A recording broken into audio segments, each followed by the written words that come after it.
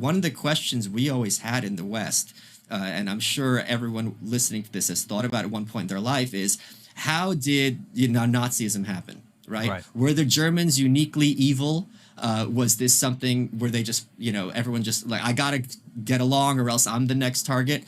And what we saw is that once enough of the kind of decision makers create an outclass or an enemy, very quickly everyone is champing at the bit to kind of join in on them. So all these people on social media love to think that they're the ones who would be hiding Anne Frank in their attic. But what we've seen is they not only would turn her in and her family, they would go on social media boasting that they kind of turned in someone who's the enemy and I'm doing the right thing and I should receive accolades for it.